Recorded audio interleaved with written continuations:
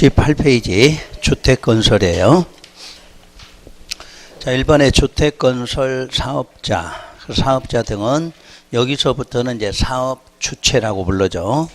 자, 사업주체는 이제 크게 두 개로 나누면 비등록사업자하고 자, 2번에 등록사업자로 되어 있어요. 그 등록사업자분도 먼저 보면 주택건설사업자, 대지조성사업자. 이 법에 아까 사업이 몇 가지? 두 가지. 주택건설사업, 대지조성사업. 그러니까 하는 사람에서 뒤에다 자자를 붙여놨죠. 그 밑에 먼저 등록사업자란 누구한테 등록? 국장에게 등록한 사람. 국장에 등록할 때 그 규모, 등록의 규모는 주택건설사업은 단독 연간이지. 앞에가 연간 20호 이상. 자, 공동주택 연간 20세대 이상을 건설할 때. 근데 3번의 도시형 생활주택은 연간 30세대 이상. 요렇게 건설할 능력이 있거든. 자, 누구한테? 국장에게 등록하라는 이야기예요. 자, 대지조성사업도 연간 1만 제곱미터 이상이죠. 그래서 이렇게 등록을 하고 사업하는 사람을 등록사업자. 자, 그럼 반대로 저 위에 올라가 보죠. 그럼 비등록사업자니까 등록해 안 해? 안 하고 주택건설이나 대지조성을 할 수 있는 사람이다. 그 내용이죠. 그래서 비등록을 다시 공공사업주체와 공동사업주체로 구분했죠. 공공사업주체는 그동안 배운 대로 공공시행자죠. 공공. 그래서 국가, 지자체, 공사. 이 법은 공사하면 앞으로 두 개, 토지공사와 지방공사를 말해요. 근데 거기에 처음 들은 단어가 하나 있죠. 공익법인. 아직까지 우리 시험에 나온 적은 없지만 공익법인도 자 무슨 사업주체다? 공공사업주체다. 이렇게 일단 알고 계시고, 그 다음에 공동사업주체라는 것은 주택조합과 바로 고용자를 말해. 주택조합과 고용자는 등록사업자와 뭐한다? 공동사업을 시행한다. 그 말은 주택조합과 고용자는 별도로 등록하기 위해서 안 하기 위해서 안 하고 사업하려니까 등록한 사람하고 함께 하게 된다. 이렇게 말해요. 자, 그래서 이제 이 법에서 사업주체는 항상 사업주체 이름 구분하는 거. 그리고 이제 사업주체 중에서는 주로 주택조합을 시험에서 많이 내죠. 주택조합. 어차피 여러분들이 모든 사업에서 조합이 나오면 조합은 시험 문제를 많이 낼 수밖에 없는 시험 문제이니까 여기서 조합을 주의하시고.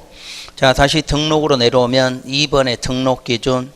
등록기준은 주택건설을 하든 대지조성하든 자본금은 법인일 때는 3억, 개인은 6억이에요. 그리고 기술자는 분야별로 1명 이상. 그러니까 건설할 때는 건축 분야, 대지조성은 토목 분야가 되겠죠. 그 밑에 사무실은 공통적으로 22제곱미터가 필요하다. 이렇게 나와 있고요. 자, 2번 공공사업주체 해드렸고, 2번 자 공동사업주체. 거기에 공동사업주체로 분류할 때는 다시 3명이 나오죠. 토지 소유자, 오른쪽에 주택조합, 그리고 고용자예요. 우선 구분할 때 토지 소유자는 첫 줄 끝에, 토지 소유자 첫 줄 끝에 등록사업자와 공동사업 시행할 수 있다지? 할 수 있다? 찾았죠? 그 다음에 오른쪽에 주택조합, 주택조합도 먼저 둘째 줄 등록사업자, 그리고 그 다음 줄과 공동사업 시행할 수 있다. 근데 고용자는 첫 줄 끝에, 고용자는 등록사업자와 공동사업 시행하여야 한다. 시험 문제 낼 때 딱 그게 정해져 있어. 공동사업주체 낼 때는 공동으로 시행할 수 있느냐, 하여야 하느냐. 그래서 항상 고용자일 때만 공동시행하여야 한다. 그것만 시험에서 구분하시면 돼. 이 고용자가 근로자를 고용하는 자니까 회사 대표거든. 이건 꼭 시행을 해주도록 하라는 뜻이에요. 일단 그거 먼저 구분하고, 그 다음에 이제 이 공동사업주체의 시험을 낸다면 역시 주택조합을 내. 주택조합을 보면 설립된 주택조합하고 괄호 속에 뭐 제외? 리모델링 주택조합 제외 써졌나요? 그럼 리모델링 주택조합은 공동시행을 해 안 해? 안 한다는 이야기야. 첫 줄 찾으셨어? 첫 줄? 오른쪽 주택조합 맨 위에 찾았나요? 주택조합은 공동시행인데 어떤 조합은 리모델링은 공동시행을 안 해. 그거 기억하고. 다시 둘째 줄에 등록사업자하고 공동으로 한다 해놓고 괄호 속에가 지자체나 토지공사나 지방공사 포함 이렇게 써져 있죠. 그럼 주택조합은 등록사업자가 아닌 누구하고도 공동시행할 수 있다. 지자체나 공사하고도 공동시행을 한다는 이야기야. 요거 내놓으면 여러분들 거의 못 찾지. 그러니까 지금 알고 가시면 괜찮아. 그러니까 자, 주택조합은 자, 세 가지 조합이 있는데 뭐는 공동시행 못한다? 리모델링은 공동시행을 못해. 그리고 우리가 등록사업자하고 공동으로 하는 걸 원칙을 하는데 그 등록사업자가 아닌 사람하고도 공동이 가능하다. 그게 누구다? 지자체하고 공사야. 지자체 공사하고도 공동시행할 수 있다. 찾으셨지? 둘째 줄에. 자, 그러면 4번으로 내려가서 그러면 주택조합이란 여러분도 주택조합이 이 주택법에서 기본 메뉴가 한 개 아니면 두 개죠. 주택조합은 여기는 이제 앞에서 배웠던 조합하고는 달라. 여기는 법인이 아니라는 거. 그동안에 도시개발법 조합이나 도시정비법의 조합은 법인이라고 그랬어. 그래서 뭐 해야 성립됐어? 등기야. 여기는 법인이 아니야. 그러니까 등기할 필요가 없어. 그냥 인가 받으면 성립이야. 여기는 법인 아니다 기억하셔야 돼. 법인이 아니니까 등기할 필요 있다 없다? 없다야. 그러면 조합의 구분은 세 가지로 구분되죠. 지역, 직장, 리모델링. 자, 지역이란 어디를 지역으로 하느냐. 동이란 특별시, 광역시, 그다음에 도에 거주하는 사람이야. 그러니까 지금은 시도로 구분돼서 시도로. 그러니까 재작년까지는 울산광역시의 지역조합원 그럼 어디에만 거주해야 돼? 울산에만. 근데 지금은 울산, 부산, 경상남도 그 세 군데 다 거주해도 그 지역조합원의 자격 요건이 주어져. 그러면 우리 경상북도는 어디가 돼? 대구광역시 경상북도 어디에만 거주해도 경상북도는 다 조합원이 될 수 있다야. 그러니까 옛날에는 시군이야 시군. 그러니까 시군이 지금 어디로? 시도로 확대됐다 이런 뜻이야. 시도로 확대됐다. 그게 직장 지역이다. 그 다음에 직장은 동일 직장 근로자야. 동일 직장. 그래서 동일 직장이란 공무원이야. 이 조합은 직장은 공무원 조합이야. 그 다음에 리모델링은 문장 그대로 공동주택의 누가 소유자가 그 주택 리모델링 하려고 설립한 조합. 해서 조합은 세 가지 있다. 그러면 조합의 설립에서 이제는 여러분 필기할 거 없어. 다 책에 들어있으니까 체크만 하시면 돼. 자, 조합 설립에 인가와 신고가 나오지. 그러면 법인일 때는 인가밖에 없어. 설립할 때는. 이건 법인이 아니기 때문에 설립할 때 모두 신고 규정도 있다는 이야기야. 법인에는 없어. 법인이 아니기 때문에 인가도 있고 신고가 있죠. 그래서 1번 조합의 설립 인가. 조합의 설립 인가는 다수의 구성원이 주택을 뭐한다? 마련. 건설이 아니야. 건설하는 게 아니라 뭐야? 마련하기 위해서.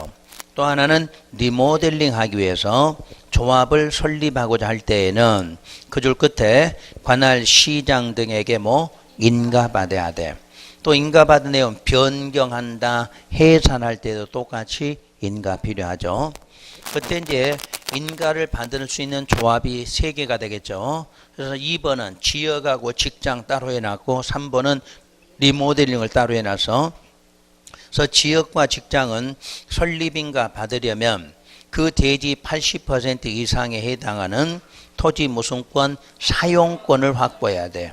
그러니까 대지에 대한 80% 사용권을 확보하고 설립인가 신청 시 그 80% 이상 토지 사용 뭐 들어가야 돼? 승낙서가 들어가야 돼.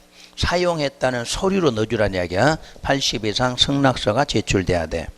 근데 리모델링은 두 가지로 구분해서 1번 기업, 주택단지 전체 리모델링이 있고 니은은 동 리모델링이 있어. 그러니까 단지 안에가 10개 동이 있다. 10개 동 전부를 하면 뭐야? 주택단지 전체라 부르죠. 10개 동 중에서 1개 동만도 리모델링 가능하다. 그 뜻이야. 그러니까 리모델링은 전체 다 할 필요는 없어. 동별로 할 수도 있고 전체가 될 수도 있다요. 그럼 전체 리모델링 할 때는 전체에 소유자라고 안 하고 뭐라고 써놨죠? 구분이라고 그랬어요. 여기는 구분 소유자와 의결권 각 3분의 이상 뭐가 필요해? 결의가 필요해. 동의가 아니야. 결의야. 또 각동 의결권에 대해서 각 얼마? 과반수 동의. 그 과반수가 작년에 3분의 2가 과반수로 개정이 됐어. 그러니까 거기다만 동그라미 딱 하시면 돼. 다 작년에는 3분의 2야. 어찌됐든 3분의 2인데 여기가 각 동별로 얼마로? 과반수로 바뀌었다. 그거 하나 차이야. 그 다음에 동 리모델링 할 때에도 그 동에 자 얼마? 각 3분의 2 이상 결의가 필요하다. 우선 거기까지만 결의만 기억해 보세요. 자, 옛날에는 외우기 쉬운 게 뭐냐면 그냥 각 무조건 얼마였어? 3분의 2였단 얘기야. 결의가. 그런데 전체에서 각 단지별로 할 때 각 동별 그때 얼마로? 과반수로. 요게 바뀐 거야. 나머지는 그대로 3분의 1을 갖고 있어. 이 결의는 시험에서 물어. 시험에서. 다른 거는 숫자가 리모델링에 뭐 조합 설립할 때 이런 거 잘 안 묻는데 이 결의서만큼은 시험에서 물었어요. 그러면 물었다는 거는 한 번만 나온 게 아니라 여러 번 나왔다는 거는 앞으로도 마찬가지야. 더군다나 개정됐으니까 그거 신경 좀 써주시라는 거. 그 다음에 이제 4번에 가면 국민주택 공급받기 위한 조합의 무슨 신고? 설립신고야. 설립신고는 자 어떤 조합만 가능하느냐? 자 기억의 직장주택조합을 설립할 때에는 관할 시장 등에게 뭐하라? 신고. 또 신고한 내용 변경하거나 해산할 때도 신고죠. 그럼 이제 차이가 직장은 인가받는 경우도 있고 신고한 경우도 있다. 두 가지죠. 그럼 직장이 인가받는 경우는 뭐 할 때? 그냥 주택 마련할 때. 근데 신고하는 경우는 무슨 주택? 국민주택 공급받는 경우잖아. 거기다 밑줄만 체크하면 될 것 같은데 뭘 쓸 건 없는데 자꾸 쓰려고 하지만 얘는 문장을 갖고 그대로 봐. 자 1번에서 인가 받을 때는 주택을 뭐 하려고? 마련하는 거고. 자 맨 밑에 자 직장이 설립할 때는 뭐? 국민주택 공급 받으려고 하는 거잖아. 아 필기하지 말라고 써놨는데 필기를 하면 어떻게 되는 거야 이제? 중복이잖아. 자꾸 여러분들이 공부를 이제는 써진 걸 갖고 그대로 이해를 하셔야 돼. 시험장 가서 공부하시려면. 그러니까 문장은 다시 한번 인가하고 신고가 있는데 인가라는 것은 주로 뭐 할 때면 마련하는 거야. 주택을. 신고는 마련하는 게 그냥 받는 거야. 그것도 무슨 주택을? 국민주택을. 그래서 직장만 두 가지가 있어. 아까 직장이 무슨 직장이라고 그래서 공무원이잖아. 그러니까 공무원은 혜택을 주겠다는 얘기야. 본인들이 마련하려고 할 때는 인가받게 하고 남이 지어놓은 국민주택 받는 것만 할 때는 뭐만? 신고. 그렇게 구분이야. 그걸 자꾸 생각하라는 이야기지. 안 그러면 여러분들이 적었다 보면 시험장 가서 또 안 적으면 못 찾는 거야 이게. 그러니까 여러분들이 모의고사 점수 안 나오는 이유가 뭐야? 필기만 해서 안 나온 거야 지금까지. 자꾸 머리를 써야 되는 이제는 머리를 쓰는 거 해야지 적는 거 하시면 안 돼. 적는 것보다 자꾸 내가 이해를 못하고 거기를 읽어보셔야 돼. 그래서 이해를 하면 문제를 풀거든. 외워진다고 해서 되는 게 아니야. 문장을 자꾸 보시면서 이해를 해주시는 게 좋아. 그래서 그 페이지 박스를 쳐놓은 이유는 여기가 우리 시험에서 계속 나온 시험 문제야 이게. 이 리모델링 나오든 지역 직장으로 내든 이 부분이 그동안에 많이 냈던 시험 문제예요 이 부분이. 자 다음 장에 조합에 탈퇴하고 3번에 비용 환급 청구 나와 있죠. 요건 새로 신설된 규정이야. 작년에는 뭘 신설한 게 없었는데 올해 신설을 왜 했냐면 탈퇴 보세요. 조합원은 조합 뭘로?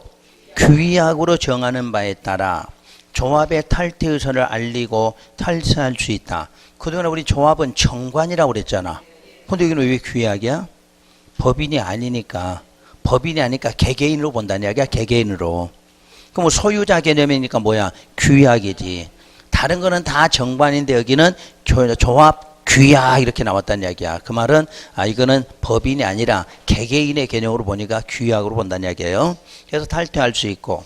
세 번째 탈퇴하면 비용 환급 청구 나와 있죠. 탈퇴한 조합원은 역시 그 규약으로 정하는 바에 따라 부담한 비용의 환급을 뭐한다? 청구할 수 있죠. 그 다음에 조합원의 수. 조합원은 리모델링 조합원 제외야. 리모델링 조합은 이 조합원 수하고는 상관이 없어요.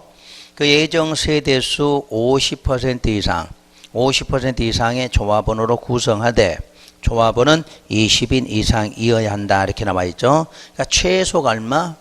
20인 이상. 만약에 예정 세대수가 1000세대, 그럼 조합원 얼마? 500명 이상이죠. 100세 되면 50명 이상, 30세 되면 20명 이상. 그런다는 이야기야. 이해되셔서? 그러니까 원래 2분의 1로 하되, 반으로 하되, 자, 반이 안 될 때는 최소 얼마? 20명이 돼야 돼. 그러니까 30세대 그러면 15명이 아니라 20명 이상 이렇게 나와야 되겠죠. 그 내용이고, 5번 뭐 동의 의제 읽으시면 되고, 그 다음 3번 조합원의 자격. 이 부분도 좀 신설, 개정하고 신설 부분이 있으니까 좀 신경 써서 보셔야 돼. 조합원의 자격은 주택조합의 조합원이 될 수 있는 사람은 다음 구분에 따른 사람으로 한다. 다만 조합원의 사망으로 지위 상속받은 자는 다음 요건에도 불구하고 조합원이 될 수 있다. 그러니까 조합원 사망으로 상속받은 사람은 조합원 자격 요건 따져 안 따져? 안 따지겠다 그 말이에요. 그래서 1번 지역조합원의 경우는 다음 요건에 적합한 자. 우선 괄호는 빼고 할게요. 1번 조합 설립 인가 신청일부터 그 다음 줄 신청일부터 조합주택 입주 가능일까지 주택을 소유하고 한 줄 건너뛰으세요. 소유하는지에 대하여 다음 어느 하나에 해당할 것. 그러니까 지금 이런 부분이 다 개정 부분이야. 옛날엔 입주 가능일까지 무주택 세대 이렇게 나오면 되거든. 근데 지금은 아니라 지금부터는 다음에 해당할 것. 해서 기억. 기억도 첫 줄 중간쯤에 세대주를 포함한 세대원 찾았나요? 한 줄 건너뛰어서 그 다음 줄 끝에 전원이 주택을 소유하고 있지 아니한 세대의 세대주일 것.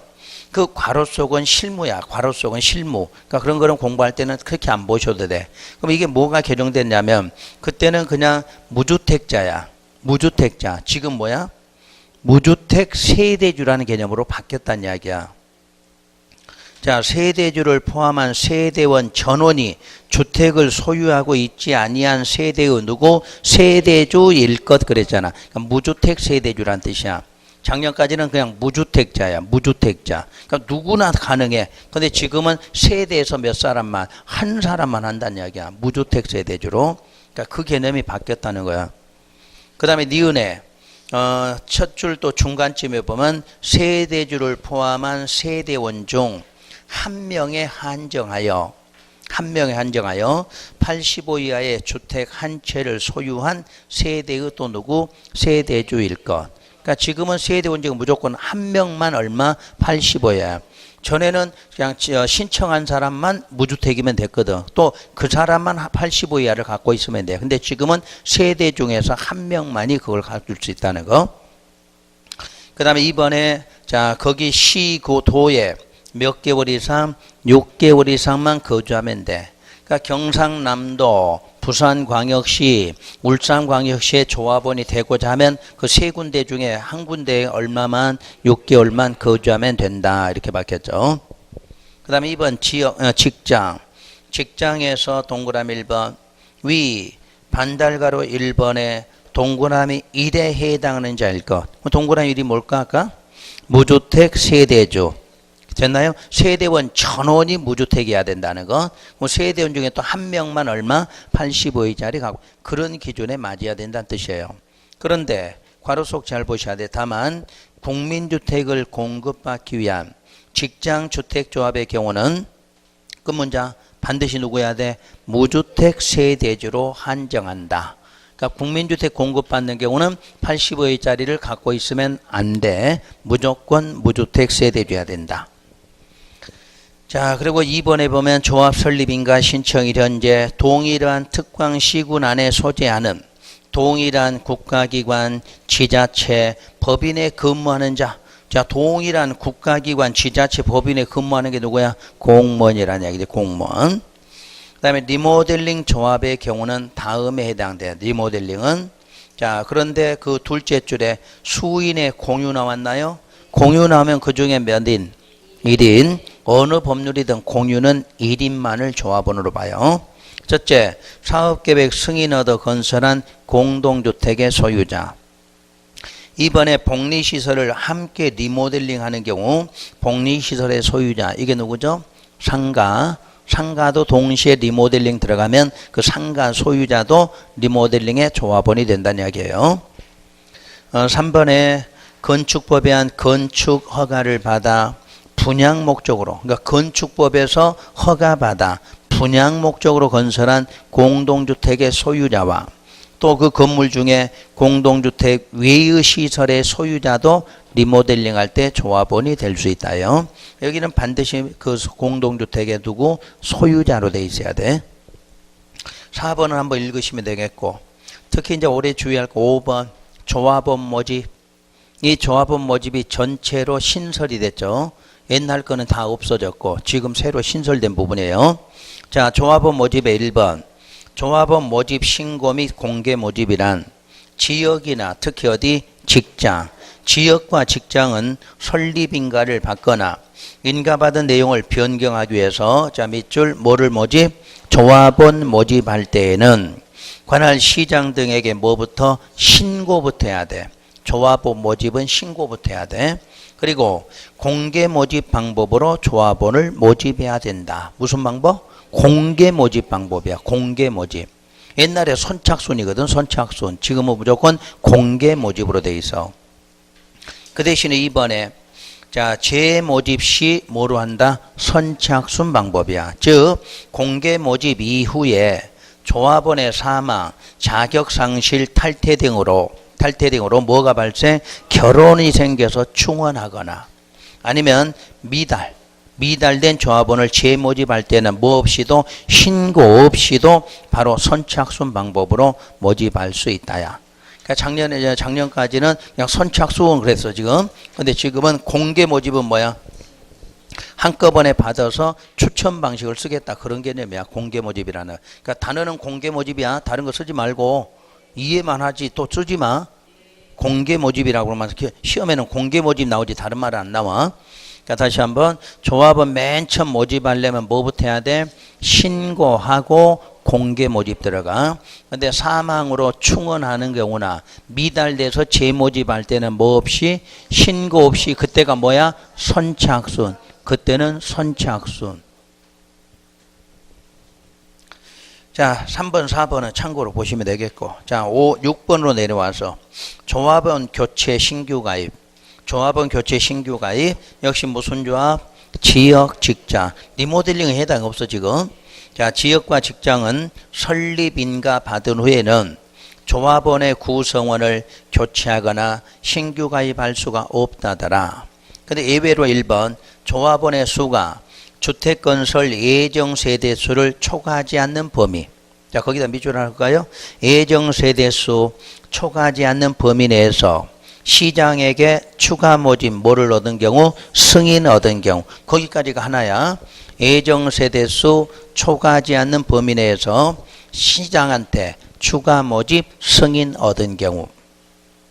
두 번째는 다음 사유로 결혼이 발생한 범위 안에서 뭐한다? 충원하는 경우. 그러면 추가 모집할 때도 무슨 범위 안에서? 예정세대수를 초과하지 않는 범위 안에서. 충원할 때도 어디 안에서? 결혼이 생긴 범위 안에서야. 그런 거 잘 기억하셔야 돼. 범위 안에서 충원하는 경우라면 교체나 신규 가입할 수도 있다 해서 뭐 대표적으로 기억 조합원이 뭐 사망되면 부족하니까 충원해야 되겠죠.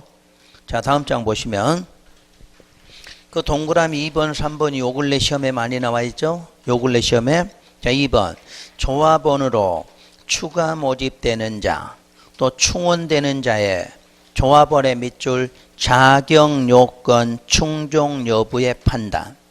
그러니까 자격이 맞는지 틀리는지는 어느 날 기준한다? 설립인가 신청일 기준한다. 그러니까 추가 모집하든 충원하는 사람이든 이 사람의 조합원 요건이 맞았느냐 틀렸느냐 하는 것은 어느 날 기준? 설립인가 신청일 기준이야. 설립인가가 아니야. 설립인가 신청일 기준이야. 또 3번 조합원의 추가 모집 승인과 조합원 추가 모집에 따른 주택조합 밑줄 변경인가 신청. 그 단어를 찾아야 돼. 변경인가 신청. 그럴 때는 사업계획 승인 신청일까지로 한다.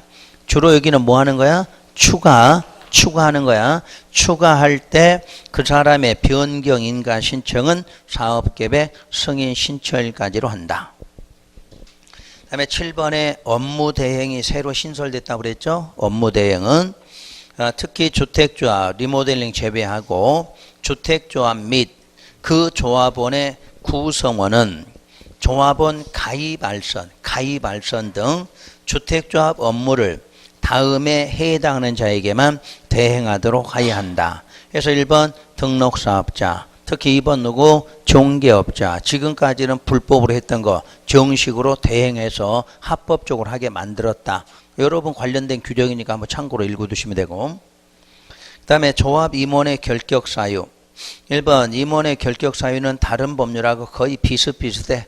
그렇다고 이거 구분해서 시험 문제는 공부 못해. 왜? 다 다를 수도 있거든. 이거 공부하려고 노력하지 마시고 그냥 참고로만 한번 보셔. 그거 세 개 비교하면 여러분들 다른 공부하는 게 훨씬 빨라. 이런 공부하는 것보다. 그 대신에 밑에 당연 퇴임 이런 거 꼭 구분해 하셔야 돼. 자, 1번의 사유, 결격 사유가 발생하면 해당 임원 어떻게? 당연히 퇴임해. 어디는 다음 날이어서? 도시개발법은 다음 날이고 정비법하고 이 법은 당연 퇴임이야. 그런 거를 기억하셔야 돼. 도시개발법에서 임원의 결격 사유 나왔다. 그러면 거기는 다음 날에 한다. 정비법하고 주택법은 당연 퇴임. 그러니까 결국 주택법, 도시정비법이 주로 어디로? 이쪽 법에 영향을 많이 주고 있어. 그 또 퇴임 전에 퇴직 전의 행위의 효력도 마찬가지죠. 그 퇴직된 임원이 퇴직 전에 관여한 행위도 그 효력을 상실하지 않는 것도 도시정비법 그대로 옮겨온 거예요, 이게. 자, 조합의 감독에 대해서는 자, 1번. 조합 설립인가 취소 나오죠? 끝 문장만 볼까요? 조합의 설립인가 뭐 한다? 취소할 수 있다. 아예 이렇게 기억하셔야 돼. 이 법은 주택법은 하여튼 뭐가 나오든 요 취소 어디서든지 주택법은 취소 나오면 뭐야? 요런 기억해 놓으면 굉장히 편해. 어디 하여야 한다 이런 말 나오거든. 주택법은 무조건 어디든지 취소 나오면 뭐야? 할 수 있다. 좀 이따가 사업계획 승인 배워. 사업계획 승인 받은 거 몇 년 안에 착수 안 했다. 취소하여야 한다야? 할 수 있다야? 할 수 있다. 특이하게 주택법은 이상하게 만들었는지 몰라도 하여튼 여러분 공부하기 좀 편하게 해놨어. 자, 우리 건축법은 취소할 수도 있고 취소하여야 한다도 나와. 그 여러분 구분해야 돼. 근데 주택법만큼 뭐야? 하여튼 요 글자 딱 보이면 뭐든 간에 상관없어. 취소 나오면 뭐다? 할 수 있다. 기억하시면 편할 거야. 문제 풀 때. 요런 거를 외워두시는 거야. 외우라고 하는 것은. 그래야 나중에 주택법 볼 때 무조건 취소 나오면 할 수 있다. 이렇게 바로 찾으면 돼. 자, 그 다음 회계감사 이런 거는 참고로 하시고 오른쪽에 4번 번호만 하나 할까요? 나머지는 읽으시면 돼. 사업계획 승인의 신청 의무. 주택조합은 설립인가 받은 날부터 몇 년? 2년 안에 사업계획 승인을 신청해야 돼. 그러니까 설립인가 받았으면 2년 안에 사업계획 승인을 신청해야 된다는 거. 그래서 사업을 해야 된다는 뜻이야. 근데 괄호 속에 리모델링의 경우는 허가라는 말이 써져 있나요? 그럼 리모델링도 이제 구분을 30세대 미만이냐 이상이냐 그 문제야. 30세대 미만으로 할 때는 허가로 하라는 이야기고 리모델링 30세대 이상일 때는 뭐하라? 사업계획 승인받아라. 그 내용이야. 그러니까 리모델링만큼은 두 가지예요. 30 미만은 승인이 아니라 허가로 해. 허가로. 이상이 될 때는 다시 그대로 승인을 받아서 한다는 거. 그 다음에 주택자금. 이 법은 주택자금이 이 법률에 있는 것은 3개밖에 없어 현재는. 자, 먼저 1번 무슨 사채? 주택상환사채. 다음 장에 넘기면 국민주택사업 특별회계가 있어. 또 다음 장에 그 밑에 보면 입주자저축이 있죠. 그러니까 이 법률로 정하고 있는 자금은 두 가지예요. 주택도시기금은 이 법에 있어 없어? 없어요.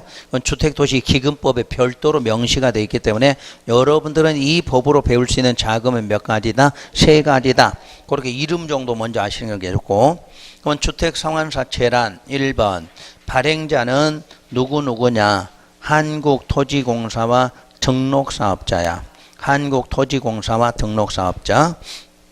그때 등록사업자는 자본금 등 기준에 부합하고 금융기관이나 주택도시보증공사의 뭐를 보증을 받은 경우에 한해서 발행할 수 있다 이렇게 돼 있어. 혹시 우리가 이 사채 발행할 때 보증받는 경우가 어디서 나왔죠? 우리 도시개발법에서 토지상환채권 기억나요? 그때 어떤 시행자? 민간 시행자는 뭐 필요하다? 지급보증. 그럼 여기도 누구야? 등록사업자니까 민간이잖아. 그러니까 항상 사채에서 보증이란 누구만? 민간일 때야, 민간일 때. 그러니까 토지상환채권이나 주택상환사채는 똑같은 원리야. 자, 토지상환채권은 뭐야? 토지로 상환한 거. 이건 뭘로? 주택으로 상환한 똑같은 원리야. 그래 똑같이 김형식이잖아. 이해되셔서? 그러니까 그런 걸 좀 생각해야 돼. 상환사채, 상환채권 모두 김형식이야. 토지로 주느냐, 주택으로 주느냐 그 차이란 이야기지. 그래서 똑이란 게 뭐냐면 민간일 때는 뭐가 있어야 돼? 지급보증 이게 필요해. 그럼 여러분 시험에서 많이 틀렸던 게 그거잖아. 발행자는 토지공사와 등록사업자다 이렇게 쭉 써놓고 자 지급보증 받은 경우에 한해서 발행한다. 그럼 토지공사는 보증 필요해 안 해? 안 하지. 그래서 자꾸 틀리는 거야. 그러니까 따로따로 공부하는 게 밑에다 내 당구장 표시해 놓은 이유 누구일 때만 등록사업자만 기준하고 보증이 필요한 거야. 민간일 때만. 자 토지공사는 이미 다 기술력 갖고 있어. 또 어디서 보증해줘? 국가에서 보증한 거야. 그러니까 그런 보증이 필요 없다는 이야기했죠. 자 발행의 승인은 여기는 국장한테 승인 받아야 돼. 국장 승인. 나중에는 토지상환채권과 주택상환사채 비교를 할 줄 알아야 돼. 오늘은 지금 처음이니까 여러분들 있는 그대로 하는 거고. 그 다음에 등록업자의 사채 발행 요건이죠. 아까 기준에 맞으라는 게 이 부분이야. 자본금 5억 이상 뭐 법인이네. 아까 등록사업자 기준 얼마죠? 등록할 때 기준 개인은 3억이지. 법인은 3억, 개인이 6억이잖아. 근데 여기는 법인인데 얼마야? 5억이잖아. 5억. 이렇게 달라져. 그러니까 등록할 때하고 사채 발행할 때는 규모가 달라져. 그래서 이 숫자를 쓰는 거야. 자, 등록할 때는 법인 3억. 여기는 법인만 할 수 있어. 개인은 못해. 반드시 법인인데 얼마? 5억 이상이어야 돼. 그 다음에 실적. 최근 3년간 연평균 실적이 300세대 이상이어야 돼. 그러니까 최근 3년간의 실적이 300세대 연평균이야. 연평균이. 그럼 발행 규모도 그 호수 이내로야. 그 연평균 호수 이내로. 그러면 3년간 호수가 만약에 500이었어. 그럼 사채도 얼마? 500까지 발행할 수 있다. 그 얘기죠. 자, 발행 방법은 여기가 좀 특이하게 액면 또는 할인의 방법이죠. 액면이 뭐야? 있는 금액 그대로. 그러니까 1억 그러면 1억짜리야. 근데 할인 그 말이 1억인데도 9천만 원 이렇게 갈 수도 있지. 그런 거 특이한 방법이야. 액면과 할인 방법. 그다음에 상환 기간은 여기 얼마? 3년을 초과할 수 없어. 3년을. 요때 3년을 시험에서 많이 물어봐. 언제까지가 3년이냐? 첫째 가로 속에 사채 발행일부터 그 주택의 무슨 계약? 공급 계약 체결일까지 기간이야. 근데 보통 시험에서 소유권 이전 등기일 이렇게도 나오지. 소유권 이전 등기가 아니라 뭐야? 계약 체결이야, 계약. 그럼 계약 체결하고 아파트 지어서 들어가려면 또 얼마? 한 3년이 있어야 되지? 그러니까 그때까지를 3년이 아니라 자, 뭔 날부터 발행해서 계약 체결일까지. 그 계약 체결일까지 기간이 3년이에요. 그동안 우리 시험 문제 보면 계약 체결일 이렇게 안 나오고 소유권 이전 등기 이렇게 나오지. 그럼 왠지 또 맞을 것처럼 느껴지니까 혼동하시면 안 되고. 자, 3번에 양도 중도 해약 문제 나오죠. 원래 모든 것은 원칙은 할 수 없게끔 해놨어. 그 대신에 다만 어떤 경우 해외 이주 등 사유가 있으면 예외로 인정한다. 그 다음에 발행 책임과 조건, 상환 의무 있고. 2번. 자, 현금 상환 거기 표시하시고. 아직 우리 시험에 안 나온 부분이야. 이제 나올 수 있는 부분이야. 주택 상환사채를 상환할 때 그 주택 상환사채권자가 뭐하면 원하면 주택 상환사채 원리금을 뭘로? 현금 상환. 나 주택 안 받겠다 원하면 뭘로? 원리금으로 현금 받을 수 있다는 이야기야. 그 다음에 3번에 대항력이란 무슨 증권이다? 김영증권이다. 그러면 김영증권이니까 반드시 대항력이 있겠죠. 그래서 여기는 명의 변경으로 나왔죠. 우리가 토지 상환 채권은 채권 이전 그랬잖아. 채권 이전. 여기는 명의 변경. 명의 변경이 뭐야? 당연히 채권 이전이 같은 말이야. 채권 이전, 명의 변경. 명의 변경은 취득자 성명과 주소를 사채원부에 뭐한다? 기록하는 방법을 한다. 또 취득자 성명을 채권에 기록하지 않으면 사채 발행자 기타 3자에게 대항할 수 없다. 그 말은 원부에도 기록되고 어디에도 채권에도 기록되고 그래야 대항력 있죠. 사채 효력. 등록사업자의 등록이 말소가 돼도 그가 발행한 사채 효력에는 영향을 미치지 않는다. 많이 나왔던 지문이 왜? 보증받았잖아. 아까 보증받은 이유가 이거야.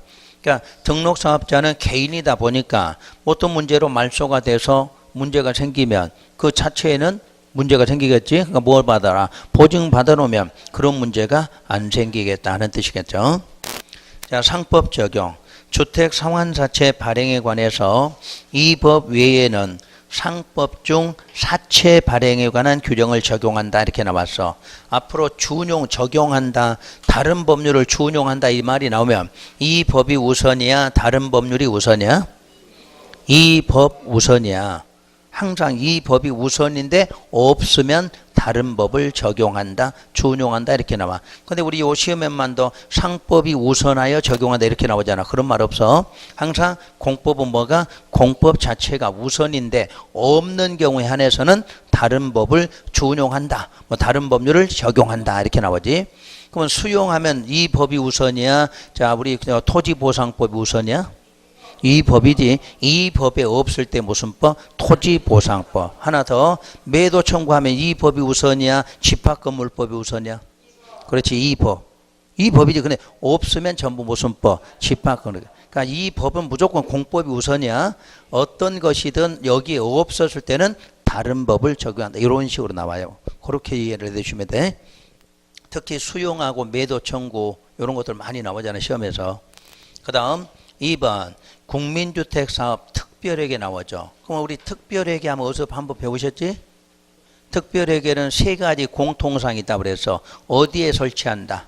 지자체에 설치한다. 보고하라 누구한테? 국장에게. 편성 운영 어디서 정한다? 조례로 정한다. 기억나요? 자, 거기 세 개 다 있어. 자, 설치 운영 어디에다? 지자체에다. 편성 운영 뭐로? 지자체 조례로.